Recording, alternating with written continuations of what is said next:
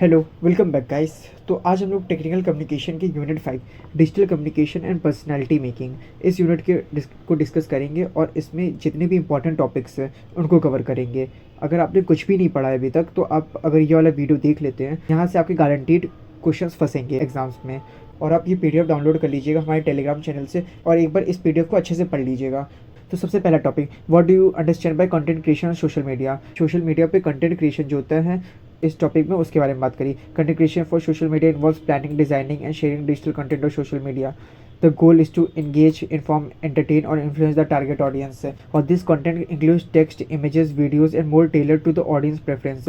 और जो ये डिजिटल कंटेंट है हमारा, ये टेक्स्ट के रूप में भी हो सकता है, इमेजेस के फॉर्म में, वीडियोस के फॉर्म में, या ऑडियंस के प्रेफरेंस के अकॉर्डिंग ये किसी भी फॉर्म में एग्जिस्ट कर सकता है। It's a dynamic field that needs creativity and understanding the audience. और जो भी आपका डिजिटल कंटेंट होना चाहिए वो हमेशा एक क्रिएटिव होना चाहिए, क्योंकि अगर वो क्रिएटिव रहेगा तो कंपटीशन से कुछ हट के करके दिखाएगा। आउटकम है उस डिजिटल कंटेंट का वो कॉम्पिटिटर्स से अलग होगा। और ये वाले जो पॉइंट्स हैं ये आप पढ़ लीजिएगा, मैं आपको ये मेन हेडिंग समझा दे रहा हूँ।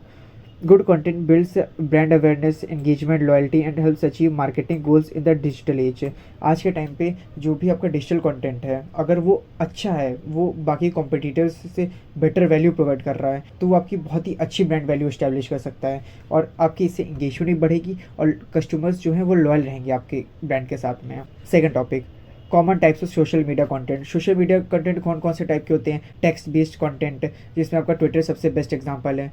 इमेज कंटेंट हो गया, वीडियो कंटेंट हो गया, वीडियो कंटेंट आपका यूट्यूब हो गया, जिप्स एंड एनिमेटेड क्लिप्स, जिसमें जो कि आप स्टिकर्स व्हाट्सएप पे यूज़ करते हैं, ये इमोशंस, ह्यूमर को एक्सप्रेस करने के लिए यूज़ होते हैं। ऑडियो कंटेंट, पॉडकास्ट हो गया, इन्फोग्राफिक्स में चार्ट्स और ग्राफ्स का यूज़ होता है। तो ये हो गया हमारे types of social media content कि हमारे कितने टाइप्स के सोशल मीडिया कंटेंट होते हैं। कंटेंट क्रिएशन फॉर ईमेल्स, अब ईमेल्स के लिए कंटेंट कैसे क्रिएट करते हैं? तो सबसे फर्स्ट चीज़ होती है सब्जेक्ट लाइन। सब्जेक्ट लाइन वो होती है जो आपके सबसे टॉप पे दिखती है। दूसरा पर्सनलाइजेशन, अगर आप रेसिपिएंट को पर्सनली एड्रेस करते हैं अपनी मेल में तो ये आपकी ईमेल को और इफेक्टिव बना देता है। क्लियर एंड कॉन्साइज कंटेंट, जो भी आपकी मेल है उसका जो भी कंटेंट है वो क्लियर, कॉन्साइज और टू द पॉइंट होना चाहिए, उसमें कोई भी फालतू की बकवास नहीं होनी चाहिए। एंगेजिंग कॉपी, कि जो मेल है उसको पढ़ने के बाद जो रिसीवर है उसका एक क्लियर माइंडसेट होना चाहिए, रीडर का माइंड क्लियर रहेगा कि आपकी मेल किस बारे में थी, वो क्या कहना चाहती थी, तो जो आप करवाना चाहते हैं रीडर से वो भी आप फुलफिल करवा पाएंगे। Using a call to action encourages the reader to take the next step such as clicking a link और making a purchase. Visual elements images और वीडियोस को ऐड करिए जिससे कि वो आपकी मेल जो है वो और इंगेजिंग बने। कॉम्प्लायंस, आपको जो भी मार्केटिंग गाइडलाइंस है उनका फॉलो करना होना चाहिए, कोई भी स्पैमिंग नहीं होनी चाहिए। कंसिस्टेंसी, जो भी आप अपना कंटेंट मेल्स के थ्रू डिलीवर कर रहे हैं जिस भी टोन में, वो कंसिस्टेंट रहनी चाहिए। जितने भी आप मेल्स फॉरवर्ड कर रहे हैं वो किसी भी मेल में कोई दूसरी टोन यूज़ करना और किसी मेल में दूसरी टोन यूज़ करना ये सही चीज़ नहीं है। अब content creation process for webinars. Webinars क्या होते हैं? ये एक तरीके के ऑनलाइन सेमिनार्स होते हैं कंडक्टेड ओवर द इंटरनेट। अब वेबिनार्स के लिए ये कंटेंट कैसे क्रिएट किया जाता है? पर्पस एंड गोल्स, आप जो कंटेंट क्रिएट कर रहे हैं उसका पर्पस क्या है वो आपका फिक्स होना चाहिए। कंटेंट प्लानिंग, अब अगर आपका पर्पस आपको पता चल गया कि आपके कंटेंट का क्या पर्पस है, वो किसको टारगेट कर रहा है, उसकी टारगेट ऑडियंस कौन सी है, फिर आपका प्लानिंग वाला फेस आता है कि आपको कंटेंट प्लान करना होगा। कंटेंट प्लानिंग के साथ साथ ये भी इंपॉर्टेंट है कि आपका जो कंटेंट है कंटेंट इंगेजिंग होना चाहिए। ऐसा नहीं होना चाहिए कि आपके कंटेंट डिलीवरी के टाइम जो आपकी ऑडियंस है वो बोर हो जाए, तो इसलिए आपको ऑडियंस को हुक करना आना चाहिए। इसके लिए आप इन्फॉर्मेटिव, इंटरेस्टिंग और रिलेवेंट रख सकते हैं अपने कंटेंट को। स्क्रिप्टिंग एंड आउटलाइनिंग, अब आप ऐसे कुछ भी रैंडमली कंटेंट तो डिलीवर नहीं कर देंगे, तो इसके लिए स्क्रिप्टिंग और आउटलाइनिंग बहुत ही इंपॉर्टेंट फैक्टर रहता है। रिहर्सल्स, कंटेंट डिलीवरी से पहले आप प्रैक्टिस करिए वेबिनार्स की। जब आप एक्चुअल में वेबिनार करें आप कॉन्फिडेंट और फ्लुएंट होकर वेबिनार को डिलीवर कर पाएँ। प्रमोशन, अब ये भी बहुत इंपॉर्टेंट पॉइंट है कि अगर आप अपने वेबिनार का प्रमोशन नहीं करेंगे तो उसको देखे कौन, उसके बारे में जाने कौन। Fifth, content creation for podcast. अब जो भी ऑडियो कंटेंट होता है वो पॉडकास्ट के थ्रू डिलीवर होते हैं। Define your concept and focus, again the same thing, जो आपका कंटेंट है ऑडियो कंटेंट उसका जो फोकस है वो किसको टारगेट कर रहा है, उसका पर्पस क्या है, ये बिल्कुल क्लियर होना चाहिए। प्लान योर कंटेंट, आप अपना जो ऑडियो कंटेंट है उसको प्लान करिए। आपके जो एपिसोड्स हैं वो create a plan for your episodes before you start recording. Make a list of episode topics, titles and की पॉइंट्स और राइट अ स्क्रिप्ट और आउटलाइन। हमेशा कंटेंट को प्लान करने के साथ साथ उसका स्क्रिप्ट भी रेडी रखें, जिससे आपको पता चलता रहे कि आफ्टर ईच स्टेप अगला स्टेप क्या है हमारा। Stick to the key points without going off topic, sound more professional and confident. और आपका जो कंटेंट है वो एंगेजिंग होना चाहिए। एंगेजिंग नहीं होगा तो ऑडियंस जल्दी बीच में छोड़ के चली जाएगी। और एंगेजिंग कैसे बना सकते हैं? इंटरेस्टिंग, इन्फॉर्मेटिव एंड वैल्यूएबल होना चाहिए। स्ट्रक्चर योर एपिसोड्स वेल, पहले स्टार्ट आपको इंट्रोडक्शन से करना है, फिर मेन कंटेंट हो और फिर कंक्लूजन हो। एंश्योर हाई ऑडियो क्वालिटी, जो भी आप कंटेंट रिकॉर्ड कर रहे हैं उसके लिए आप एक अच्छा माइक्रोफोन और बिल्कुल शांत जगह पे करें। और ऑडियो एडिटिंग सॉफ्टवेयर ऑडेसिटी और एडोबी ऑडिशन का यूज़ करें। Improve your voice and delivery, your voice should be clear, natural and engaging. आपकी जो वॉइस है जितनी ज़्यादा क्लियर और क्रिस्प रहेगी उसको उतने ज़्यादा लिसनर्स को सुनने में अच्छा लगेगा और उतने ही ज़्यादा वो कंटेंट के साथ एंगेज रहेंगे। Sixth topic, content creation process for blogs. अब ब्लॉग्स क्या होते हैं? अब blog is a website where people can write and share their thoughts, ideas and experiences. Blogs एक तरीके की वेबसाइट्स होती हैं जहाँ पे लोग अपने आइडियाज़ और थॉट्स को शेयर करते हैं। Blogs are often update regularly, और ये रेगुलरली अपडेट करे जाते हैं और ये पर्सनल और बिजनेस पर्पस के लिए होते हैं। चूज अ रेलेवेंट टॉपिक, आपका टॉपिक वही होना चाहिए जो ऑडियंस के भी नीड और इंटरेस्ट को फुलफिल करता हो। Conduct keyword research, find popular relevant keywords. Google keyword planner, Ubersuggest और एचरेफ जैसे टूल्स की मदद से आप कीवर्ड्स रिसर्च कर सकते हैं कि कौन सा कीवर्ड आपको यूज़ करना चाहिए अपने ब्लॉग में, जिससे कि आपका जो ब्लॉग है वो जल्दी एसईओ ऑप्टिमाइज्ड हो जाए और सर्च इंजन में ऊपर रैंक करें। इससे अगर आपका ब्लॉग सर्च इंजन में ऊपर रैंक करेगा तो ज़्यादा ट्रैफिक आएगा और आपकी ज़्यादा एंगेजमेंट बढ़ेगी। Plan and outline your blog post, हमेशा जब भी ब्लॉग पोस्ट लिखे तो एक आउटलाइन तैयार करें कि आपका ब्लॉग पोस्ट दिखेगा कैसा। Research for credible information, gather facts, statistics and data from reliable sources का यूज़ करें। Credible references to make your blog more informative and trustworthy, और ensure the information is up to date and relevant. जो भी information आप use कर रहे हैं अपने ब्लॉग में वो करेक्ट होनी चाहिए और ट्रस्टवर्दी होनी चाहिए। राइट द ब्लॉग पोस्ट, आप अपना ब्लॉग का जो पोस्ट है उसको लिखिए, क्लियर, एंगेजिंग और कन्वर्जेशनल स्टाइल में होनी चाहिए। एडिट एंड प्रूफ रीड, आपका ब्लॉग पोस्ट लिखने का काम एक बार कंप्लीट हो जाए तो उसको एक बार एडिट कर लें, चेक कर लें और प्रूफ रीड कि उसमें कोई भी ग्रामेटिकल या स्पेलिंग या एरर तो नहीं है। Format for better readability, optimize for SEO, keywords का यूज़ करके आप उसको बेटर ऑप्टिमाइज़ कर सकते हैं एसईओ के लिए। जितने ज़्यादा आप जिस कीवर्ड पे रैंक कराना चाहते हैं आप ब्लॉग का, अगर उस कीवर्ड को आपने अपने ब्लॉग में एफिशिएंटली यूज़ किया है तो वो एसईओ फ्रेंडली हो जाता है आपका blog. Publish and share your blog, ये हो गया ब्लॉग का।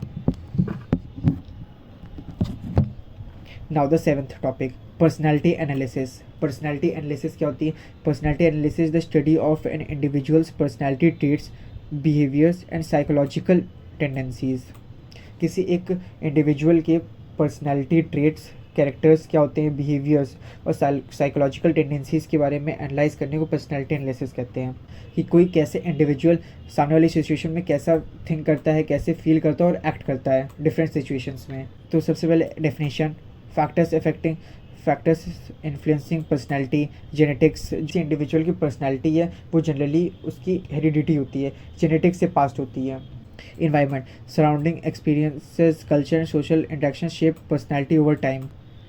Heredity versus environment, impact of environment का कैसे इम्पैक्ट पड़ता है किसी के पर्सनैलिटी के ऊपर। एग्जाम्पल में, a child raised in a discipline household में develop strong leadership qualities, while one raised in a relaxed environment may be more laid back. Role of upbringing and early experiences. Now come to the next topic, types of personalities. Personalities कितने type की होती हैं? Perfectionist वो होता है जो हर काम में एक्यूरेसी ढूंढते हैं और करेक्टनेस होनी चाहिए उनके काम में। हेल्पर्स, जो दूसरों की हेल्प करने के लिए हमेशा उत्सुक रहते हैं। Achievers, highly ambitious and goal driven. Romantics, introspective and creative individuals. Romantics वो लोग होते हैं जो मतलब अपने आप को एक्सप्लोर करते रहते हैं। Are people who deeply reflect on their emotions and experiences while also express themselves uniquely through art. वो किसी न किसी तरीके से अपने फीलिंग्स को एक्सप्रेस करते हैं। ऑब्जर्वर्स, जो हर चीज़ को ऑब्जर्व करते हैं, किसी भी इन्वायरमेंट में इंगेज होने से पहले उस इन्वायरमेंट को अच्छे से एनालाइज करते हैं, ऑब्जर्व करते हैं, ऑब्जर्वर्स होते हैं। क्वेश्चनर्स वो होते हैं जो किसी भी काम को करने से पहले अच्छे से उसकी जांच पड़ताल कर लेते हैं। स्केप्टिकल एंड सिक्योरिटी फोकस्ड होते हैं। एंथुजियास्ट एंड एडवेंचरस, जिनको एक्साइटमेंट चाहिए रहता है, न्यू एक्सपीरियंसेस ट्राई करना चाहते हैं। बॉसेस एंड असर्टर्स, ये confident, decisive and strong leaders होते हैं। मेडिटेटर्स और peace makers, easy going, peaceful and harmony seeking, मतलब इनको कोई भी ज़्यादा लाइफ में हलचल नहीं चाहिए रहती है, बिल्कुल शांत स्वभाव के लोग होते हैं। 9th topic, Abraham Maslow's motivation theory describe the hierarchy of needs. Maslow proposed that human needs are structured in a hierarchical manner, meaning that lower level needs must be satisfied before higher needs become motivational factors. Physiological needs, survival needs, most important fundamental needs of a human beings. Physiological needs में सबसे basic needs होती हैं, जैसे खाना, सोना, shelter. फिर दूसरी है सेफ्टी सिक्योरिटी नीड्स।